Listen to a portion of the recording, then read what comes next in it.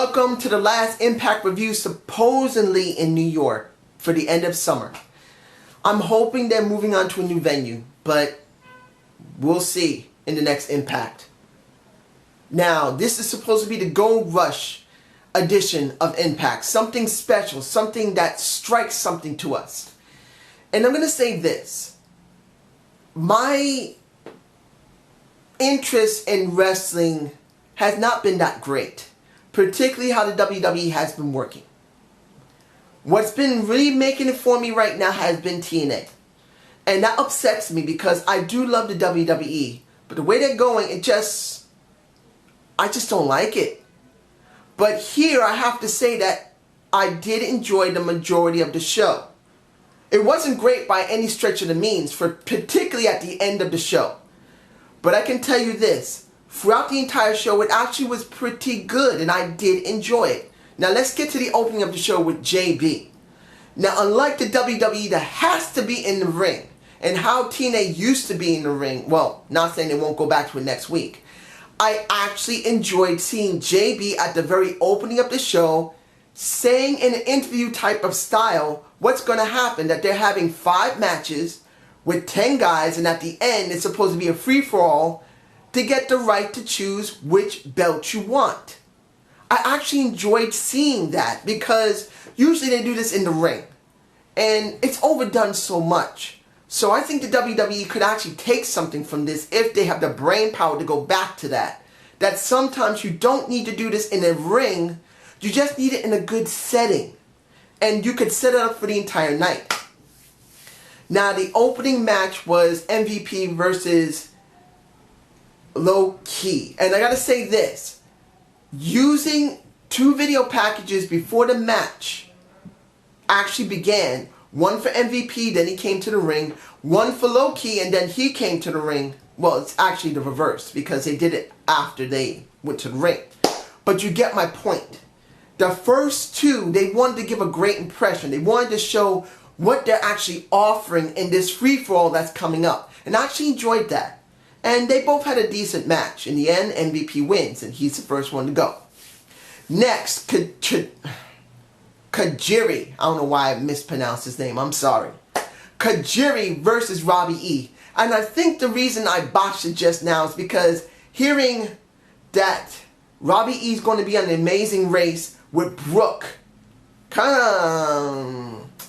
Who actually want to see Robbie E traveling somewhere with Brooke Tessmacher? Well, when you'd rather be traveling with her yourself. Give it to you like this. It was done the way it was done. He had his chance to talk beforehand, and Robbie E got squashed, which he should. He's a jobber. Now let's move on to the Rockstar Spud segment, which was extremely short.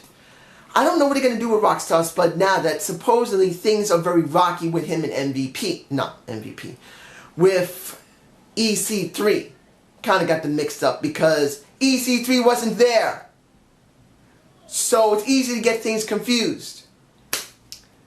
This is one of the things I was kind of upset about. It would have been better for them to have cameos on this show. Short cameos instead of doing vid packages or something that leads into something else. I would have liked to see a EC3 on the show. Even if he had to just show himself briefly, it would have given us a little tease for next week. I want to see what's going to happen to Spud next week. I am worried about him if he's going to be destroyed by EC3. Next, Magnus versus Anderson. Now, there wasn't really that much of a hype for this match because it was a free-for-all match. Building into a free-for-all match. But I can say this, they got some good chemistry. Unlike the beginning matches, there were no video segments for anyone else. It's understood they really wanted to hype the very beginning, and the match did what it needed to do. I'm going to say this, the majority of the matches were at least done well enough that it was good wrestling. It just felt empty because there was no feuds here. This was not a feud-driven show today, ladies and gentlemen. This was a show that was building up for the main event. Now, I think the most awkward match, even though it wasn't a bad match, was Abyss versus Samuel Shaw. When you see both the most weird-ass people going, One want to shake his hand, the other one's going like this, and you're going, is this two nutty guys showing respect to each other? That's how they kind of made it feel.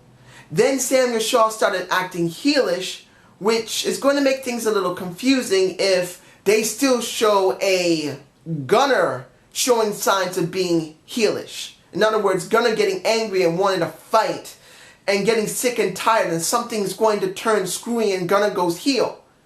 So if Samuel Shaw is going to get over as a face, where we really believe that Gunner's going to be a heel, seeing him do a chair shot and stuff was not the best thing for him to do. In the end, the Abyss won.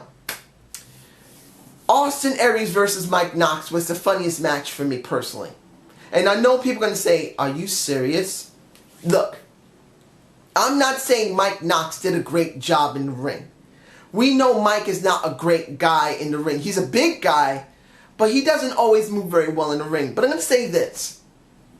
I would have found Mike Knox more interesting when he was part of Aces and Eights. I know the accursed thing that no one wants to talk about, that's not talked about at all. If he had some of this ability in the ring during that time, I know it wouldn't have got over much, but I would have liked to have seen a little more of a side of Mike Knox. See him being able to do a kip-up was actually interesting. Cartwheel, anybody could do. Unfortunately, I can't do it, but you know what I mean. In the ring, a cartwheel can be done. But a kip-up from a very big guy with a little small guy holding his hand is not something that's normally done. You don't see a very large guy like a Mike Knox do that. And the majority of that jump he did, that kip-up, was on him. So he does have some level of athleticism. In the end, Austin Aries won that match, and I don't really have a problem with that. I did enjoy the match. It was silly. I saw the crowd cheering for it, which made my enjoyment of it a lot more than I thought it would be. Now, another thing that upset me. Why couldn't it have been a cameo of Robert Roode? Instead of a video package that looked really repackaged in a certain way that's a little boring. I've seen similar packages from Robert Roode before. Not saying it's bad, but I would have liked to see him there. And that also goes from Havoc and Gail Kim. They did a small video package talking about Gail Kim dealing with a Havoc. It would have been better to have Havoc on television. Or maybe, to a small degree, a Gail Kim. Maybe an interview from one of them to a JB. It would have been better that way. You don't have to have both them there, the Knockouts, to actually promote their feud for next week, I believe. I really wanted to see one of them there, and I didn't get it. Just like a Robert Roode could have been interviewed by a JB somewhere else, an undisclosed location if it had to be. I really wanted to see something different. I didn't get that, and I didn't enjoy that part. But I can understand why they did it. They didn't have those people there, and we went from there. And going with the Knockouts, they showed the girls somewhere all skimpily dressed, looking good. Seeing ODB for the first time in a long while wearing a very crossed top, it was alright. Seeing Angelina Love with that gorgeous looking face that, I'm going to be honest here. If Angelina Love walked up to me and said, I need a boyfriend that I can trust. A good man that's not going to fuck up my life. You want the job? I'll be very happy to take it. And I know some people are going to say, dude, she's skinny as a stick. Why do you want a skinny stick woman? Well, she's, from what I understand, a very understanding person. Very friendly. Very caring. She is good looking even though she's skinny. And in that respect, you'll enjoy it. That's just me. Anyway, we saw them doing the calendar bit, and that leads me into 3D's video package. Now, they weren't there, but I gotta say this. Their video package of 3D, Bully Ray and the Devon, oh my brother, testify! I'm not Christian, but I can still do that. I gotta say this. Even though they showed some scenes from WWE a little bit, they showed main scenes from TNA. That's what they mainly showed. I'm going to say this. It was well done. better than what normally the WWE gives us. And I'm not giving 100% praise to TNA. They have fucked up so many times trying to do something and to build up into something, and it just annoyed the crap out of me. But I gotta say this, the music was done pretty well. The video segments while the music was done was actually pretty good. And it got me interested in seeing what's going to happen when the end of this series between them, the Wolves, and the Hardys. I don't know if they're going to get the belts. I really believe they are going to get the belts and they'll be inducted with them, and that actually would be a good send-off for them. But even if they don't get the belts, it's been done well enough, at least with this video package, that I would actually enjoy seeing 3D be inducted and getting their watch or the wristwatch, whatever they're going to get. Whatever it is, I don't care. It was good enough to make me interested. Now, let me see. Am I forgetting anything? No. Finally, the free-for-all for the Gold Rush show. 5 guys, the Abyss, Anderson, Austin Aries, I'm blanking for some reason, Tajiri, and MVP. Sorry, almost blanked. I don't know why. I guess it's because I was confused. What the fuck is this? The reason I act a little confused about their names is because the match was fucking confusing. We went from just, it was like a fatal 4-way with one extra person added in. An MVP jumps out of the ring. The guys start fighting one another. And then they switch to going into a tag in, tag out. And commentary didn't say shit about it. This is what happens when you have commentary after the tapings. When they try to add in what's needed for the tapings. I'm sorry. If this wasn't from the tapings after the fact, in other words, commentary team didn't watch this on the video screen while they were commentating to it, they really need to pay fucking attention to what needs to be done for a fucking match that seemed like a fucking fatal 4-way with an extra guy in it, and they go from beating each other up to going to each end of the 6-sided ring and tagging each other in, and commentary said nothing about it. It angered me. I didn't know what to feel at this moment because I didn't know, was this supposed to be a tag in? Are they going to switch again to fighting one another? Until after about 2 minutes of it, switching to that, maybe 3, did I realize, okay, they're not going to start jumping in at each other. They're just going to do a tag in and out of each one that comes near them. But it would have been better if commentary had said this. Even though the crowd was pretty hyped for it and were interested in it and they enjoyed it, it frustrated me because it was not talked about. This is from tapings from months ago, and they should have been more careful about how they got to describe things. Mike Tenay, Taz, get the fuck on the bandwagon and do the job properly. In the end, Austin Aries wins. Now the question is going to be which titles they're going after, and they were talking about this throughout the night. Anyone who wins can go after the tag belts, the X Division belt, and the TNA World Heavyweight Championship belt. This is when I wish they would bring back the global title. Because we need a mid-card title, and the X Division's not it. But they're still not doing that. And for what it is, I'm interested in seeing what's going to happen. But if they're going to do this next week, I kind of hope they don't. Because I want to see this going into Bound for Glory. They're going to Japan, a signature pay-per-view for TNA.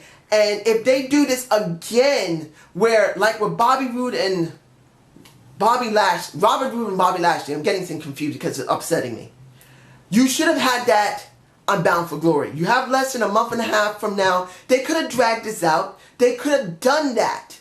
And people would still be interested in Robert Roode and Bobby Lashley facing each other at a signature pay-per-view. But we didn't get that. We got it last week. So I'm interested in seeing where they go with this, but I'm not interested in them rushing this before Bound for Glory. We don't even have the Bound for Glory series, ladies and gentlemen. Usually that starts at the end of August, going into September. Well, the end of July, going into August, September, and then we know who it is before October. And they're not even doing that. They dropped the concept. That was really good. That was such a good thing. Doing this free-for-all is kind of like a watered-down version of Bound for Glory series. And I would have liked to see the Bound for Glory series started at the end of July, going into August, going into September. Seeing this wasn't a bad thing. It was actually pretty well done, but it's not a comparison to the Bound for Glory series. That was an excellent, excellent concept. And now they just threw it out. And that's another thing that got me upset about the show. But I gotta say this. Like I said, my interest in wrestling hasn't been that good, particularly when it comes to watching WWE, because TNA is far in between. They do it once a week. WWE is constant. And I haven't been interested that much in the product. I've still been watching it, and some things have been done pretty well. But the product itself in general is not that good. So seeing this has made me very interested. But then they're not willing to keep the concepts that really got them somewhere, even when things weren't that good in their company when it came out. So I hope you enjoyed the Zane View. Please give me a comment below. Tell me if you're enjoying this or not. I'm getting another debate of the week out, and this is going to be about who is the best big man in wrestling. I hope you enjoy it, and you guys have a good day. Peace out!